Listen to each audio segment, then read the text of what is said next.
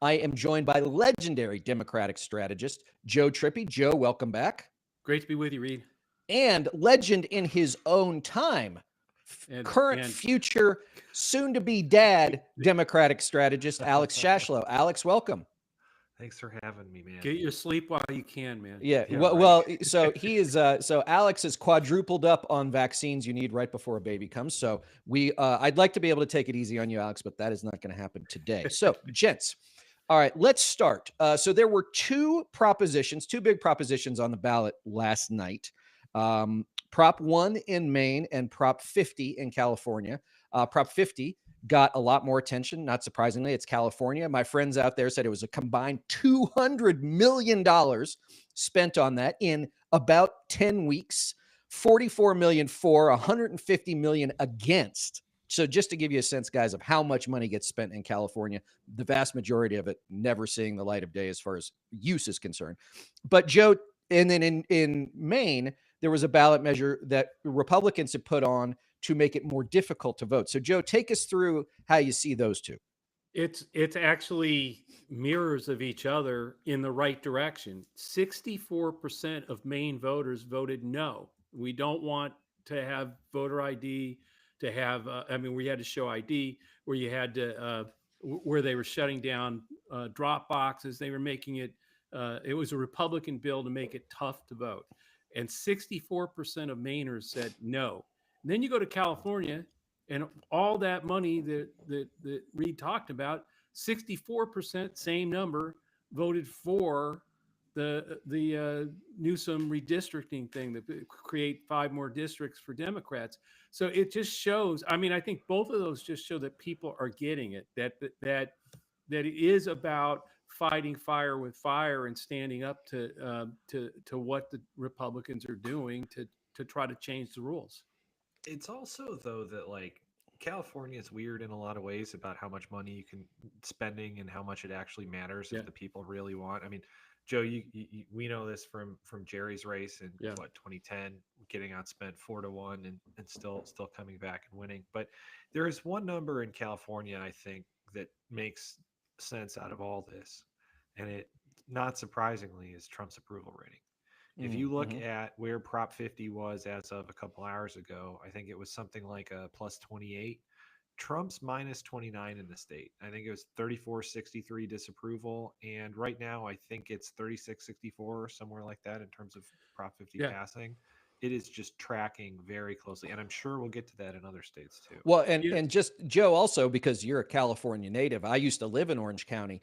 Prop 50 passed 55-45 in Orange County, plus 10 in, the land of Reagan, of the old days, of the Lincoln Club and all that. Yeah, no, I mean, what's happening, and it happened across the board last night, was independents in big time went 450, went against Prop 1, went for our Democratic candidates for governor.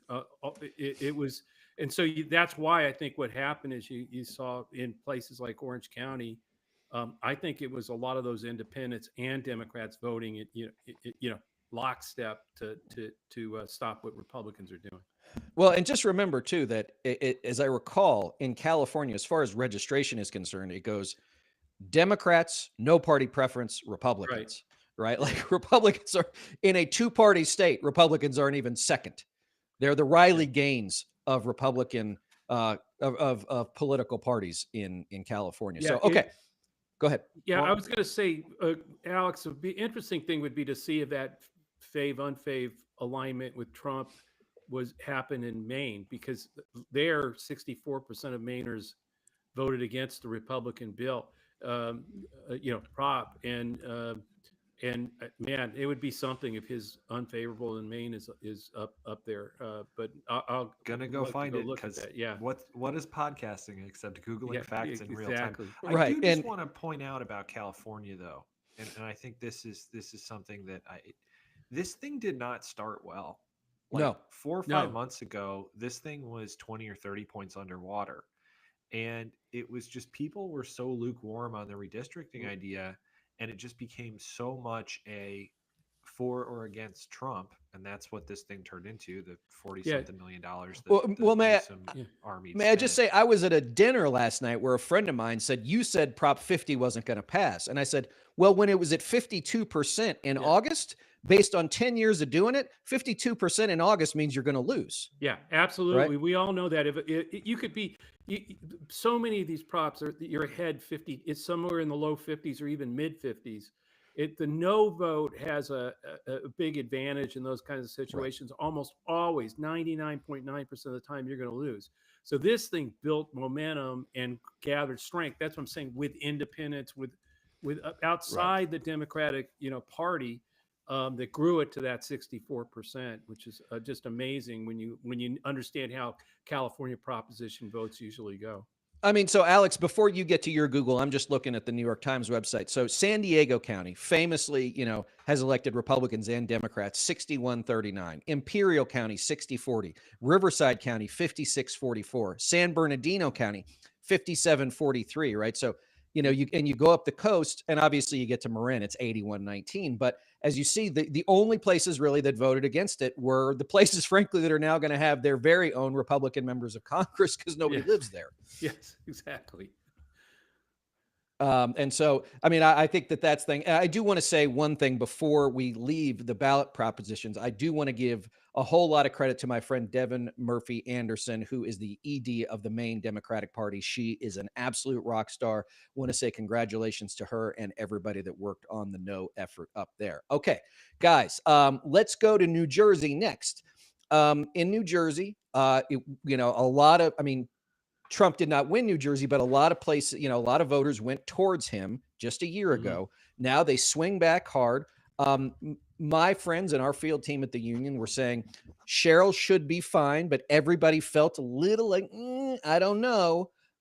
So here again, Alex, take us through some of the numbers. She wins handily, to say the least. Let's go back 4 years.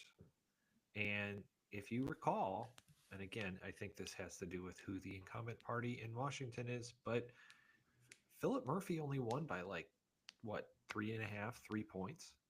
Like, I think it was even closer than that. It was really close. Yeah. It was like 51-48, something like that. Yeah. This time, and I'm just going to read you, and then I'm going to make you guess.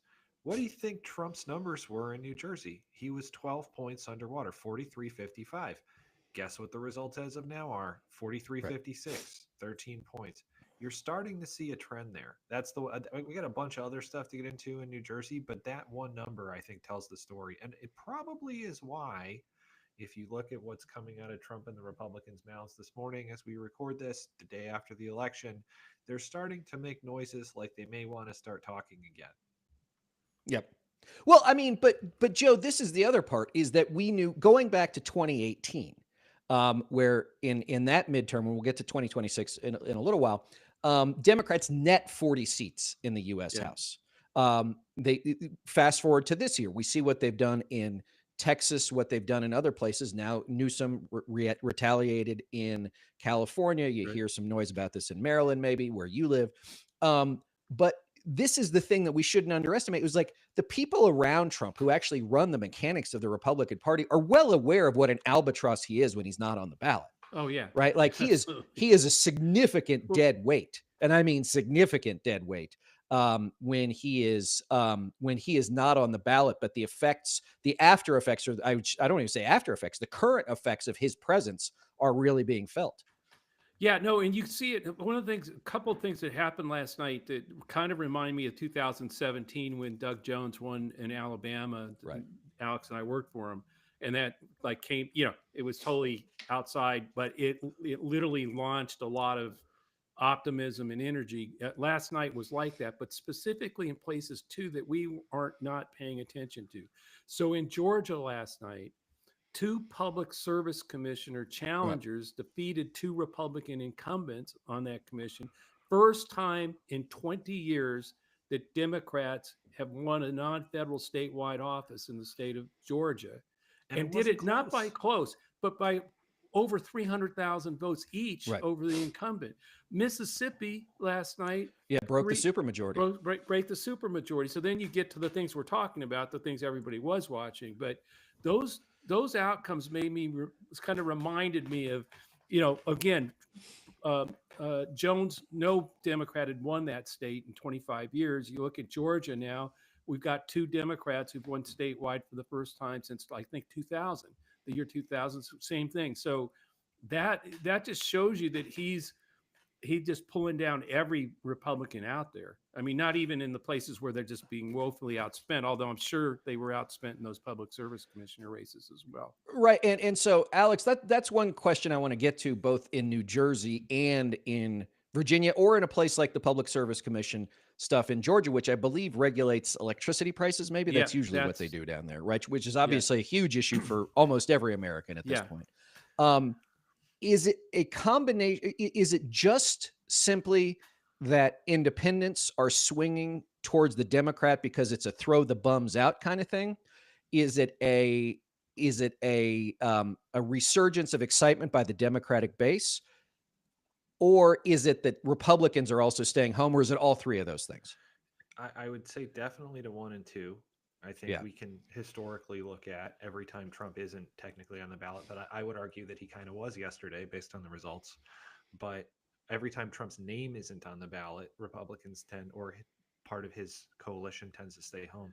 But it's not just that. It's that the other chunks of what I'd call his coalition from last year, whether it's younger voters, whether it's infrequent voters, like we just talked about, whether it's Latinos, whether it's Black voters. I mean, every single one of those had massive shifts in favor of Democrats last night. I mean, so let's talk about that specifically in New Jersey. So let's go back to New Jersey. I'm so glad you asked that, because this actually this literally came out right before, in between when we started prepping for this, and now I'm going to just give you a couple of municipalities in New Jersey that are over 60% Hispanic.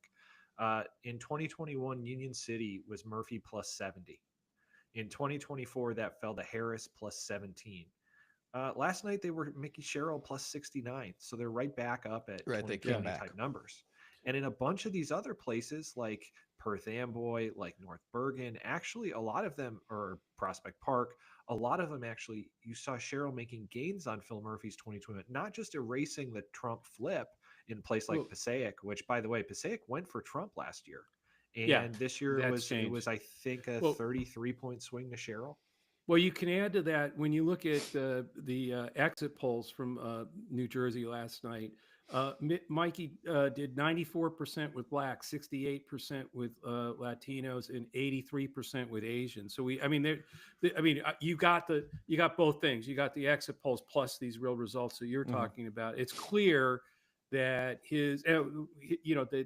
that the groups that he sort of eroded a little bit, Blacks, Latinos, et cetera, are not there anymore. And you look at young voters, 18 to 29 in New Jersey voted 68% for Mikey Sherrill. So I mean, like across 56%, that includes a lot of young men who had voted for Trump. I mean, it was like 56-40. Yeah. So let me ask you this, guys, in the context. Let's just stay in New Jersey for a second. I hate that so many things become Trump centric, but he is the black hole of American politics, so everything gets sucked into that. Yeah. Is it that he's not there, so without him those things don't happen? Is it simply the force of his personality, or is it that I don't have to vote for him, but once again I voted for him to give him a chance, and once again he's doing things I don't like? I think it's pieces of all that, but I think, Reed, one of the most interesting numbers from last night in all the exit polls was, look, Democratic Party favorability was better in last night's voters than it was in the polls going into election night. Republican fave-unfave is way underwater last night compared to where it was. Remember, Republicans they're not liked, but they're better liked than Democrats. What's the Democratic Party going to do? Last night flipped, which tells me two things. One, Democratic energy, including the independents that overwhelmingly went Democratic last night, is higher, and the Republican energy is lower, which we're already seeing those sort of cracks in the MAGA Republican thing that's going on out there. But here's the most interesting, I think, which would give me a lot of heartburn if I'm any one of these Republicans, excuse me, in the battleground House districts or in a Senate race. Last night they did ask in the exit polls if you don't like if you're really unfavorable to both parties, and then they cross tabbed it with how people answered how Right. they voted. Right? Okay, so in Virginia, the people who don't like both parties, 77% of them voted for Spanberger. In New Jersey, 81% of those people voted for Cheryl. For And Cheryl, yeah. in New York, 65% of them voted for Mondami. So what I'm trying to say is, regardless of what you think of Mondami or anything, it's clear, one, Republicans were underwater in fave last night. Democrats, frankly, flatline. We were at 48, 49, 48 unfave, 48 fave, 49 unfave in Virginia, which means, we're treading water. 49, 48 in Jersey. So we're like just slightly, and the Republicans were 42-55, 47-51. So they were underwater. And then you put on top of that, okay, so you don't like either one of them. What do you get? And we're getting 77 and 80% of the vote. So if you're now running in you're a Republican who, this is why I think last night may see the rapid ascension of the lame duck presidency, for lack of a better way of putting it. And the reason is you get all these Republicans who suddenly become more afraid of those numbers that I just said than of Donald Trump. I mean, which one's more dangerous to them not making it? And when you see those kind of numbers, I mean, I don't ever remember seeing. There's always been a time where a lot of people didn't like either party. I mean, that, granted, that's We're gone up. Americans. Yeah, right. But when you see, okay, 81% of them are voting for a Democrat, when supposedly we've got all these problems, and parties got problems. I'm not trying to take from that, but it's just those numbers are really important, I think. Well, all right. So let's hold on to that for a sec, because I want to have this sort of, where do we go from here? What do you think is going to happen? Where are we now? So, Alex, before we do the sort of big picture philosophical stuff, let's go to Virginia. So I was looking at some of the numbers as far, and tell me if any of this matters. So turnout between 2021 and 2025 was only about 1% higher on a gross number. So I don't know how many more voters were available 4 years after Youngkin won, but Youngkin won with about 1.66 million votes.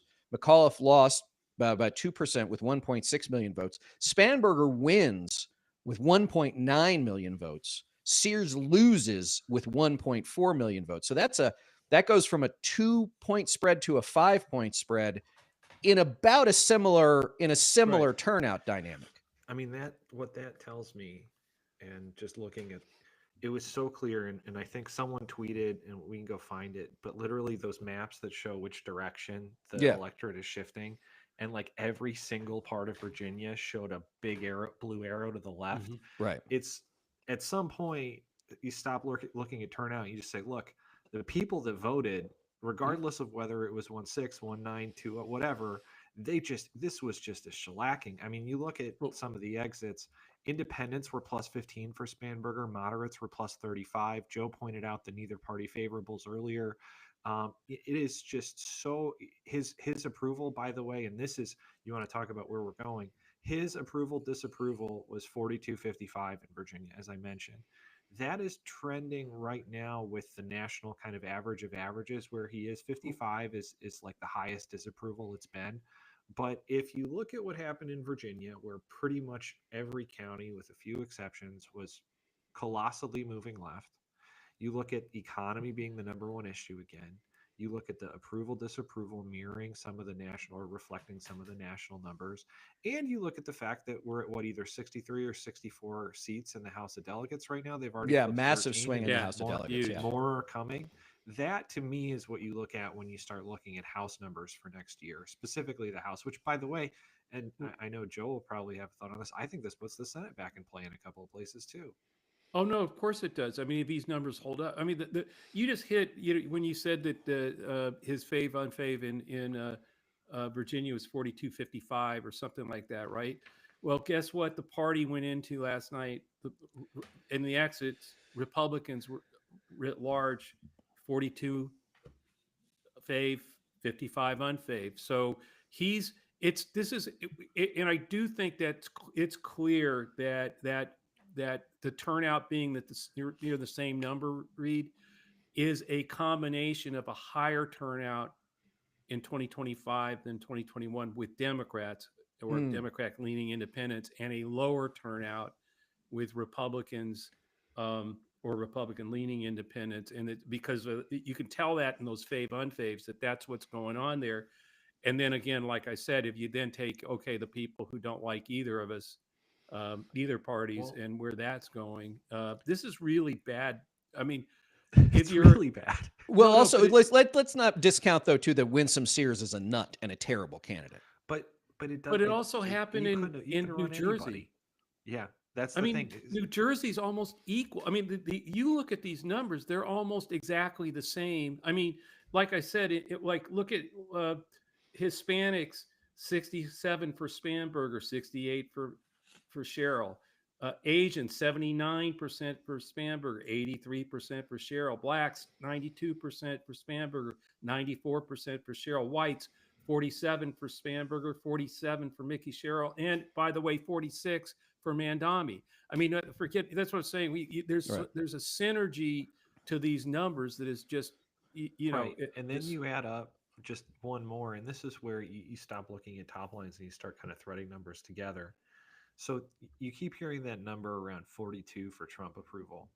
Right now, nationally, depending on which party ID poll you believe, and I'm just going to kind of average them out, the latest NBC, which I think was a YouGov and might have been a Hart Research public policy polling combined, which I tend to trust, 42 to 50, yeah. Republican to Democrat.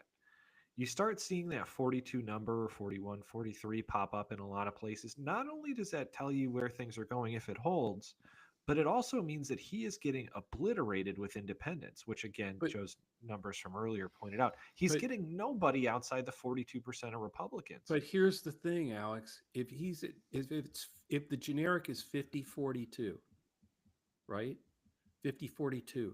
The other eight, those other 8 points are people who don't like either party. Right. And we saw last night None what of them they are coming do. home to Trump. Yeah. What they So, do. so, all right. So let's say this. So let's just go with that. So then if it's 50-42 in the generic and you've got those 8% left over, Alex, you're the math guy. Where would they break by math? Is it Like six? Is it 5-3? 6-2, maybe 6-2? 6-2 for Dems. Yeah. I mean, Last night then you're- they broke 77% for just 77 and 81. This one we have 7-3-8-2. I mean, Right. that So doesn't that's mean that's 56, replicated. Yeah. right? Yeah. And that's where That's you get 56-44. right. And Again, that Joe, 56-44. right. And that's where you get to the Senate, to some Senate seats that we're not probably talking about right now that could conceivably come into play if this persists. So can I just take a hard detour into political tactics right now? Like for me, if I had a war chest, I would be out there kicking the shit out of vulnerable Republicans all over Yeah. the place right now, Yeah. right? Pinning them down. I'd put the wealth, I'd go to the swing districts with wealthy Republicans about whatever, Trump is fucking up. And I'd go to swing districts with large rural or downscale populations about SNAP and everything else. And I would be kicking the shit out of them all day, every day, so that it doesn't matter what he tries to do 9 months from now. They're so far underwater, no matter how hard they swim, they can't get back to the surface. Well, and what that does too Yeah, agreed. is it forces either a change in action or not, and it gets them on the record. What that ends up doing, other than just putting pressure on some of these vulnerable Republicans, is at some point they can't run from it. And by the way, if they do, they're going to lose a couple points with the people that, as Joe and I have talked about on our pod a bunch, don't think he's going far enough, which is a Yeah. big chunk of it. It's a plurality. It's not a majority, but it's like 38-40% think that like your alligator Alcatrazes or your family separation, all that stuff isn't going far enough. So if you start losing some of those people who have demonstrated that they're going to stay home, as we saw yesterday, then they are in real bad shape for next year. And here's the problem, right? there's been two kind of wings, if you want to be, within MAGA, sort of the techie, The Peter Thiel Antichrist wing. yeah, the AI, no, but AI, crypto, Yeah. and then the MAGA populace, right? The that want to burn everything down. And so I think what's happened is Trump's figured out that he can make more money lining up with the techno guys than he can selling MAGA hats to the populace, right? So and so he's so aligned with AI, with crypto, and all that, that as what we saw in Georgia, energy prices are going up, and it's AI that's driving that. Not only that, but AI is driving fear writ large across America about losing their jobs and taking them out. And he's totally aligned with that. And so I don't see how energy prices are going down anytime over the next year. In fact, they're going to continue to go up. And the same thing with affordability, which we saw across the board from Mondami through Mikey Sherrill and Spanberger and beyond.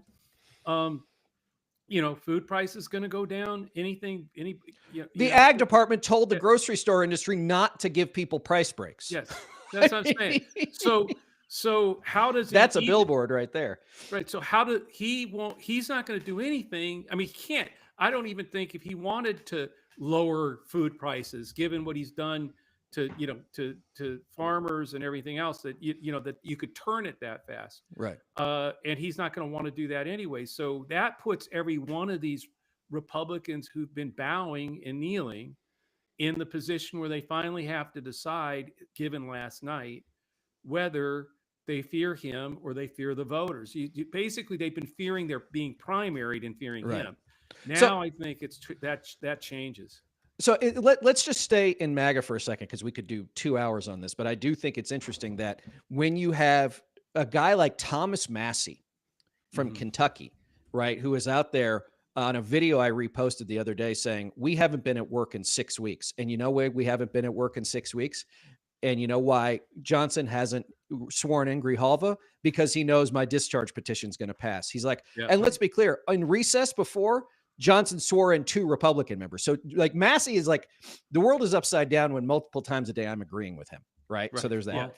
And then you have Green, who I don't want to make more of this, but this goes back to the core MAGA thing, which is she's like, remember guys, the core of MAGA is economically populist. Right. They are not neoliberals. They are like, I am in a tough spot. The world has effed me and I need some help.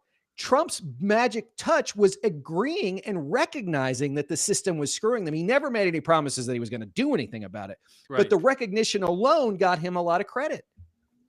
Wow. Yeah. And he's lining up the other way with his big ballroom and all that other stuff. So that's what I'm saying. I don't see how he can't fix that. And that puts he won't want to anyway. And I think that puts, I think you're going to see more Masseys and more Marjorie Taylor Greene. To your Massey point, he just said this, tweeted this while we were recording. So this is news to all of us. To avoid a repeat of last night's shellacking in the 2026 midterms, Republicans should quit covering for pedophiles, put America before Israel, put farmers before corporations, quit funding wars abroad, reduce spending to control inflation, and quit attacking independent voices. We can quibble about a couple of those, but that sounds very, very populist to me, and that is not what's happening right now. Let me tell you something. If gold sign, if we went out to younger voters, the 18 to, let's call them 30-year-olds, with that, just that, even the stuff that you guys might not necessarily agree with, you'd get 80% of them, right? Because that's all the stuff that Trump promised not to do anymore, right? And I think let's just stay in MAGA one more second, because I got you guys for a little while. Is when you see this civil war erupting over the Tucker Carlson, Nick Fuentes interview, where Fuentes, I mean, look, he is a nut. Don't get me wrong. Yeah. And Tucker is Tucker, right? When you have all of them going, they don't represent the Republican Party. And the base of the Republican Party is going, yes, they do. Yes, they do. Right? Or at least let's call it the base of MAGA, maybe not the base of the Republican Party. But Fuentes says and believes all the things that I believe the late Charlie Kirk sort of played at cynically. But Fuentes really believes them. Yeah. No, and that's what I'm saying. You can see the fissures that are erupting inside the party, inside MAGA, and so that's where I think again that plus what you saw last night, I think is going to create more Masseys, more Marjorie Taylor Greens, and like start to literally put Donald Trump in a situation where I would have 6 months ago I'd say, it's a pipe dream, but that where he literally can start to be eroded into lame duck status by by the fissures that are happening, by the cracks that are happening out there, and how strong last night was. So, all right, so Alex, to that point, let's get back to the Democrats. So they now have an opportunity.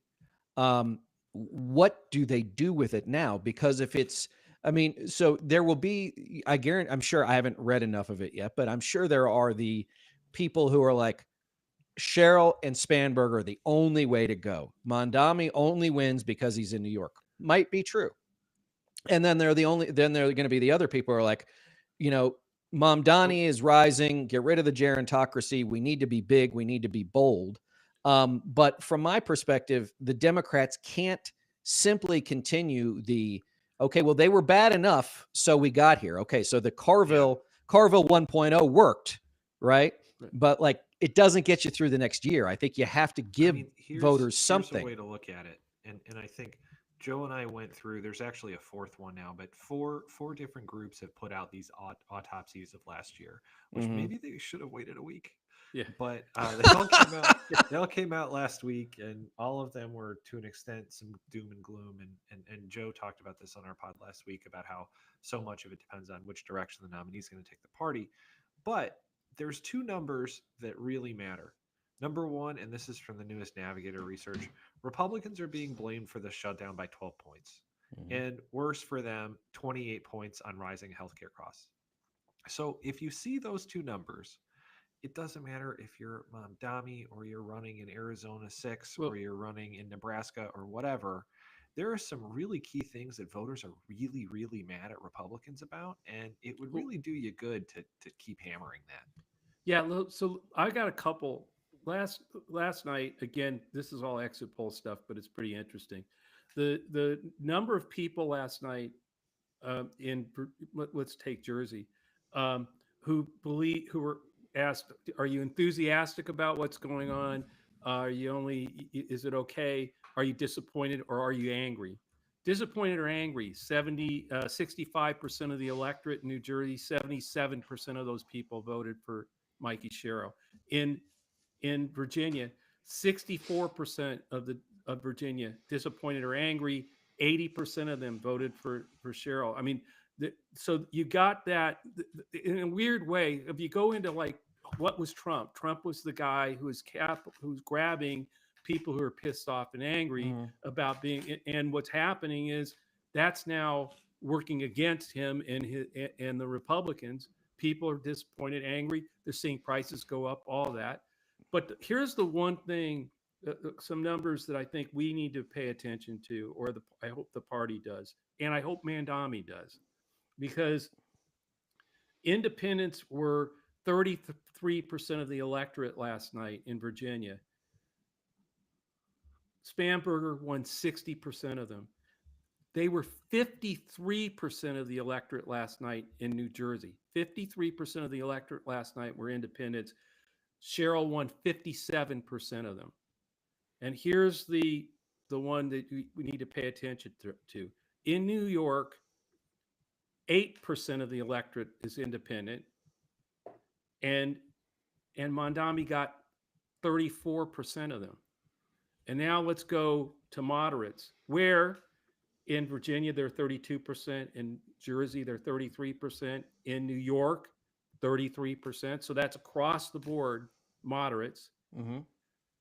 Sherrill, Spanberger, 69% of moderates went with her. In New Jersey, 62% of those moderates went with Sherrill. In New York, 35% with Madami. And what that says is, if you're in these like Iowa, Ohio, etc., and you have a district that's only got 8% independents, and Mondami, I mean, look, they were all doing affordability, which obviously is something that it worked for everybody across the board, regardless of who.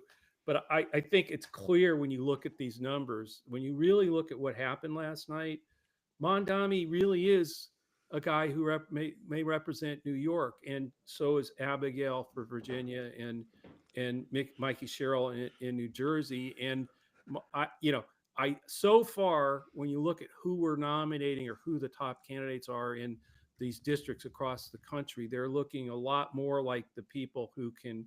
I mean, I'm talking about their backgrounds, military, et cetera, other things, but we're we're looking at a very different dynamic depending on what area you're running to represent. The other thing I would say, though, is we do now have somebody who, you got a Senate candidate or a governor's candidate in Ohio, and they're not, and young people have some real concern. We're not too sure.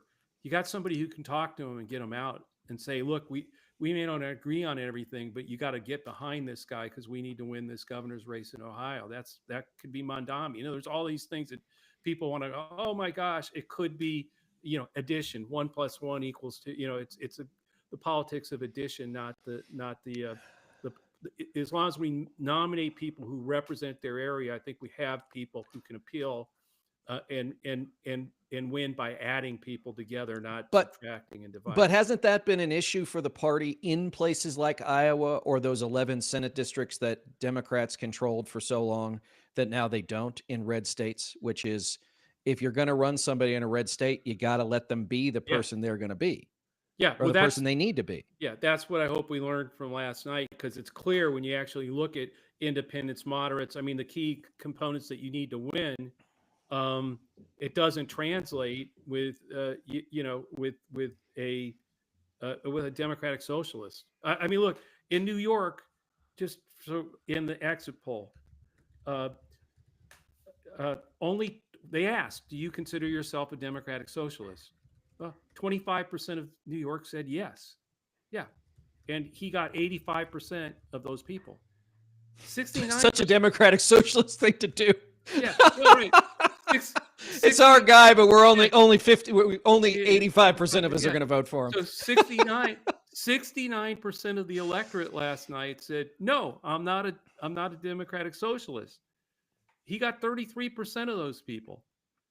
Right, but watching a DSA convention is the same as watching a libertarian convention or watching a CPAC convention. Like, those aren't, like, they represent a very narrow fraction of voters, and they have very specific niche issues. But let me ask you this: is where do candidates matter? Because if you're talking about the massive swings in Virginia and New Jersey with run-of-the-mill moderate Democrats, not trying to take anything away from their big wins, but does somebody else win in those places just by dint of being a Democrat in this race? No, I think, look, they both had, because I mean, their campaigns were fine. No, I mean, right? Like, I mean, actually, I know, and we talked about that was a worry for us. But if you go back to Joe's point with independents and double haters that came home, they were given an opportunity to do so. I think both the Spanberger campaign and the Sherrill campaign both did a really good job of this, especially, by the way, in Virginia, where half the Republican spending in the governor's race was anti-trans. They went back to the same playbook that tried to win them last year, and they went really hard on it. Spanberger, what'd she do? She went right after it. She shot it down. She was decisive about it. And I think that let a lot of these people that maybe were Democrats in the past or worried about trans, especially, by the way, in communities of color, it gave them reassurance that they could come home. So yeah, I got to challenge the moderate versus. I think it's less that, and it's more just go just go be where the people are on this. Well, because I I mean, also this think my that- most cynical thing, guys, on things like trans, and I blame both Republicans and Democrats for this. Most of the elite of those parties is that the culture issues keep people wound up, they keep them angry, they keep dollars flowing, but they also prevent a candidate from actually having to talk about the things that voters are really worried about, right? Like rising energy costs, or why can't I afford a house, Right. or I'm a 29, we're a 29-year-old couple. We can't afford to buy a house, we can't afford to have kids. We've just decided that part of our life is not going to exist anymore. Right. Right. And so I think that there is to me, Alex, going back to your talk about these different autopsies, which yes, should have waited a minute, is there's a lot of it that's like, these people are to blame. Right. But the funny thing to me is the people who are saying these people are to blame are usually the same ones who are perpetrating whatever it is they're blaming someone for, as opposed to saying, like, no, like, okay, Mikey Sherrill works for New Jersey. Mom Donnie works for New York.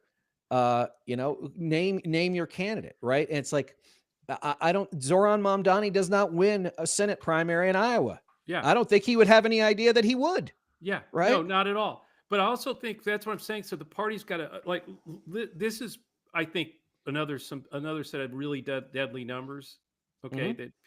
So they asked, do you consider yourself a MAGA Republican, or you're Republican but not MAGA? Right. Mm-hmm. Okay. And then everybody else. So everybody else in Virginia was 57% of the electorate. In other words, 43% were okay. Spanberger got 93% of those people. She got 93% of everybody else. Now, if you get 93% of 57, which, by the way, she ended up getting 57, but I mean, it's like, you can't make this up. In New Jersey, they were 59. Everybody else was 59%. Guess what? Mickey Sherrill, remember the mirror, 89% of those people, all the others, voted for Mikey Sherrill, excuse me. In New York, they were 80% of the district of the city of New York, for obvious reasons. Mondami won 62% of them.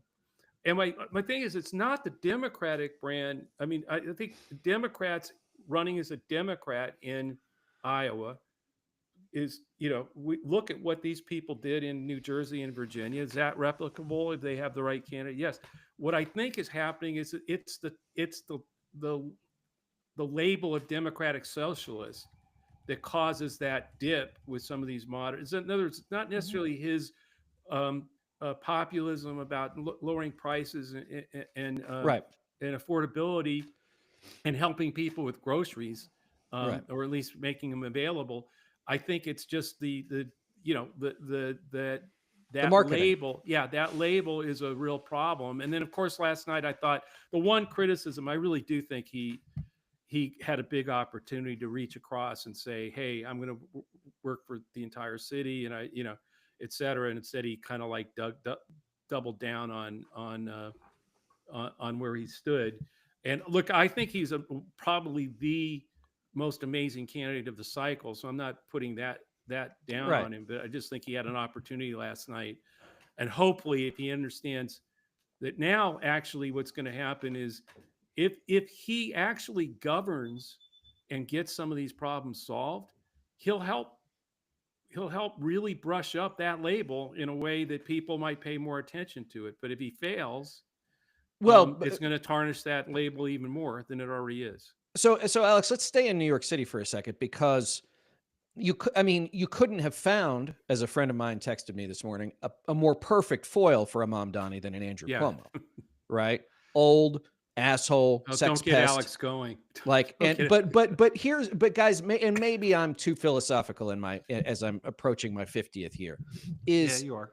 Like, this was you're also just a baby. I know. Just a little Well, kid. that's what everybody says. This was a guy who, like, Democrats, based on what they've said they're okay with and not okay with, should have nothing to do with this guy. If he says, I'm willing to work with Trump, or Trump's willing to help us win this, That should have been radioactivity. It should have been kryptonite to Democratic voters going, we're not, no.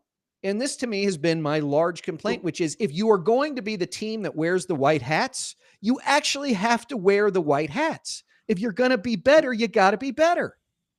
You know, the one part of this though is the Democratic Party is just so diverse that even sometimes we get lost and don't understand how diverse it really is. So like when you look at, for instance, with blacks, where do I have it? I have it here somewhere. Oh yeah. Okay. So Mondami got 55% of blacks. 45% of blacks voted for Cuomo or somebody else. And now Alex and I have lived through this in Alabama, where when we first started out, the those that were over 50, they knew exactly who Doug Jones was. They were connected. A lot of those over 50, over 60, they were around. They'll remember John F. Kennedy, Robert Kennedy, the whole legacy of the Democratic Party. Under 50, it's like, man, you know, my life hasn't gotten any better. And right. And so what I'm saying is like Mondami really appeals to that younger, but the party still there's these two. It's like MAGA. MAGA's not fair. What I'm saying is there are different group within our hierarchy, within our different groups out there.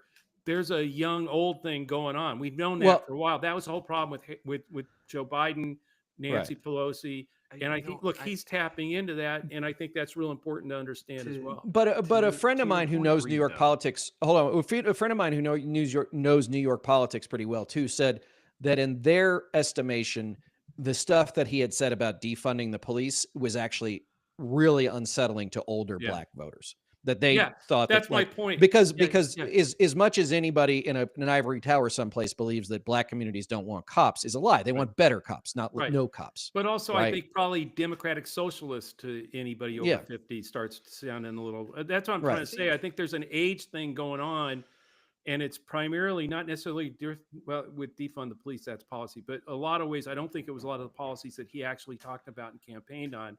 It was that label and how it was easy for Cuomo to play, to play on it with older Democrats, and that's where I think the split happened. It's a good kind of gut check about where we are in 2025 right now. That a former Republican is telling two fairly left Democrats that it's about the white hat thing, right? When for years our problem was going up against a coalition that just cared about just win, baby, which I think is kind of funny. But for me, Reed, it's less who's driving the boats, but what the current is right now. And if you start looking at those continued approval rating declines for Trump, you keep looking at things like they tried really hard to trumpet the Gaza ceasefire. They tried really hard to trumpet their wins on Israel. They tried really hard to do all the foreign policy shit. None of that was really reflected in Trump's approval rating because ultimately the economy is just dragging him down. And if we look in Q4, we look in Q1 next year, I think we know where it's going. It's not going to miraculously get any better, especially with the shutdown. But the ballroom will be beautiful. But I mean, Alex, let's talk about that because you talk about Israel and Gaza. I mean, the truth is that you have probably a pretty bipartisan cross section of, to Joe's point, younger voters who either don't like what's happened in Gaza or don't like the idea that we're giving so much money to anybody, even if it's Israel or not, right? Because you said you were going to get us out of this stuff and you haven't. Yeah. Right. And wait. You're sending gajillions of dollars to Israel to bomb poor people in Gaza while I can't buy groceries. And so Argentina. Yeah, $40 billion to Argentina. So to your point earlier, he is just more of the same, which is when the time came, he got into office and he chose the elite. Yes, right. And that's why I think, again, group that's screwing you. The disappointed and angry people out there actually voted with Democrats last night. That's like a sea change from 2016 on. I'm sure most of the people who were angry and wanted change But I mean, but think 2016 about in voted for him. 16, just to go Yeah. back for 2 seconds. I mean, no one could have been more of a paragon than Hillary Clinton of the status quo, right? Yeah. Like, I mean, there was nobody who was going to be an And idyllic statue of, 35 years of neoliberalism than well, Hillary but then Clinton. we built on that with Biden Harris. I mean, in terms of how they were basically, yeah, we got to protect the status quo. I mean, they were seen as protecting the status quo, no matter and I think that's the weird thing now is that he's become that in a weird way, gone with the elites, and now that is all being channeled, particularly with independents, moderates. I mean, with the kind of people you need to win in these battleground districts. Um, they're they're moving to us, and I don't, and they're angry and they're disappointed, and I don't see how he changes that. Is what I'm saying. I'm not. Right. I Well, just don't know. and Alex, our good friend Trygve Olsen, who has, so much experience dealing with authoritarians over the years. I mean, the thing that he has always said is that as soon, and we've thought this before, so we shouldn't get too excited, is that when you pierce the veil of invincibility or inevitability, everything else starts to collapse along with it. To Joe's point, which is, over the course of the next year, pretty good chance most Americans' lives are not going to get better, which sets Democrats up very well. But now, right, what do Democrats have to do to make that an even bigger win by saying, when we get back in power and setting up for 28, right? We should think about this longitudinally, not just in the next election, is we are going to do things that are practically going to make your life better. Here's what we're going to put on the floor day one: make Trump vote against it. Yeah, well, that's what all three of them, again, across the board, had some positive agenda that they were talking about affordability, what they were going to do to address it.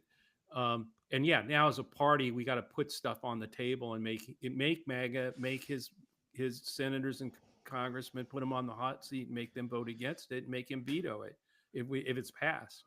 Right. Which he'll never have to do a veto because we have to worry Right. about the House or Senate actually passing anything for him, that we want to get Right. done. But putting it out there and letting the country see it voted down. I mean, we'll see what happens with the Epstein Right. discharge petition. I mean, that's going to happen. I mean, they can't delay her not being signed in forever. Sooner or later, Right. that 218th vote is going to happen, and it'll be brought to a vote. And that's what I mean. All of this, how's it?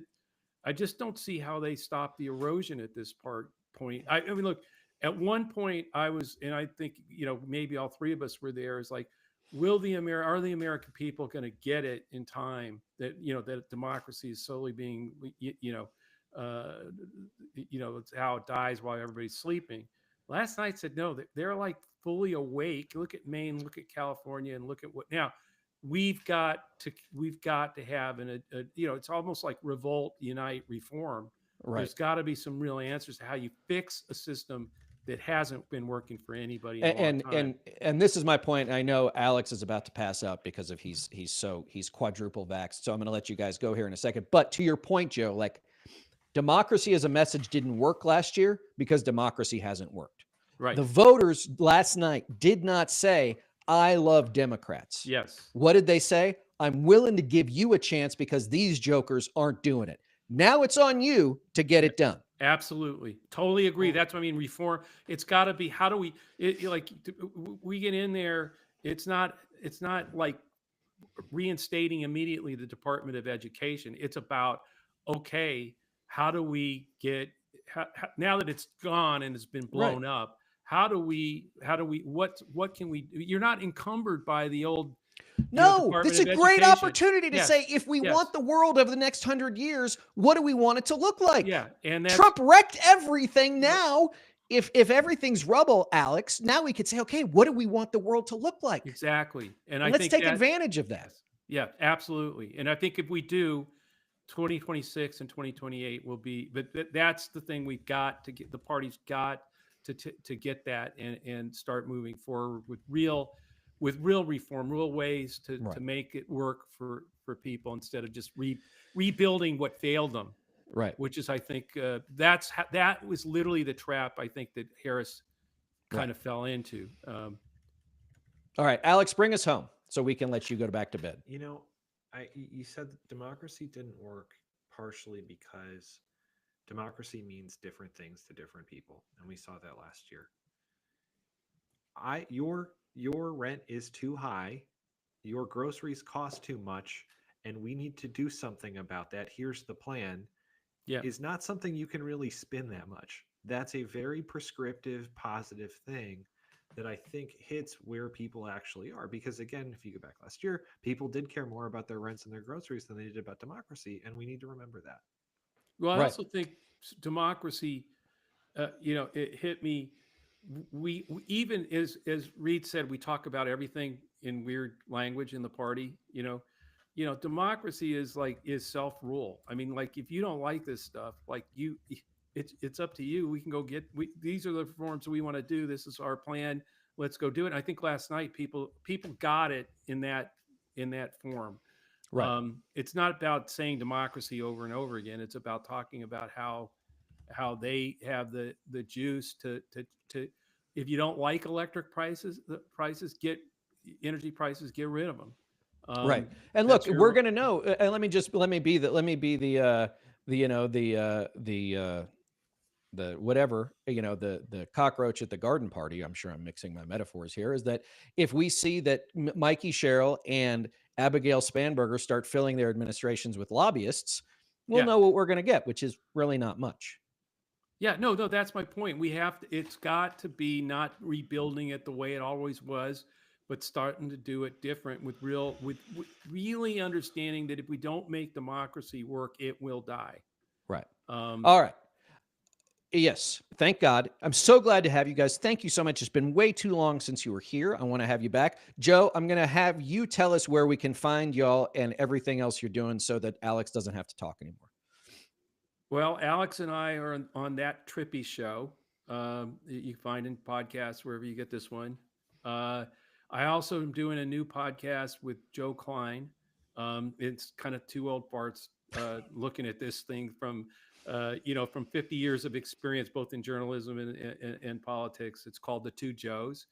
And Alex and I occasionally are posting on a Substack, Trippi's Takes. And I don't know, Alex, you got anything else that I forgot? Yeah, no, check out Trippi Takes for sure. I wrote something today with a lot of the data we talked about. I'll put it in the show notes so people can see it. We'll keep getting stuff out there. Thanks for having me. All right. Well, yeah, thanks. Yeah, so I'm going to give you guys the holidays off to have a baby, to feel better, and then I'll get you guys back in January as we get into the cycle again. As always, gang, you can find me on Twitter, Threads, says.us, at Reed Galen, Instagram at ReedGalen_USA, and of course over at Substack, the home front. Alex Shashlo, Joe Trippi, thanks for joining me. Thanks, man. Take care. Thanks, Reed. Everybody else, we'll see you next time.